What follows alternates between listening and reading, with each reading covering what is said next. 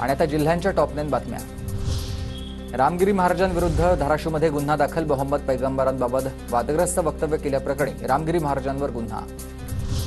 मुस्लिम समुदायाच्या मोर्चामुळे जमावबंदीच्या आदेशाचं उल्लंघन। जळगाव जामोद पोलिसात 30 ते 40 मोर्चेकरांविरोधात गुन्हा दाखल। 5 दिवसांपासून वाशिम जिल्ह्यात पावसाची संततधार सुरूच। मालेगावच्या मुंगळा परिसरावर धुक्याची चादर आहे, तर धुक्यामुळे सोयाबीन, हळदी पिकांसह भाजीपाल्याला फटका बसण्याची भीती आहे। वर्ध्याच्या आष्टी तालुक्यातील साहोरमधील मोसंबी उत्पादक शेतकरी चिंताग्रस्त। मोसंबीवर अज्ञात रोगाचा प्रादुर्भाव। सततच्या पावसामुळे मोसंबी गळून पडल्यात। मोसंबी बागायतदारांना लाखो रुपयांचा फटका बसला। संभाजीनगरमध्ये समृद्धी महामार्गावरील पोखरी गावाजवळ असलेल्या कॅन्टीनला भीषण आग। शॉर्ट सर्किटमुळे आग लागल्याचा प्राथमिक अंदाज। आगीत कुठलीही जीवितहानी नाही। भुसावळच्या रेल्वे बोगद्याच्या रस्त्याची दुरवस्था। शहर आणि झेडसिटी परिसराला जोडणाऱ्या नवीन बोगद्यात पाणी साचल्यानं नागरिकांचे हाल झाले। नंदुरबार जिल्ह्यात पिकांची नोंदणी करताना तांत्रिक अडचणी। शेतकऱ्यांची तारांबळ।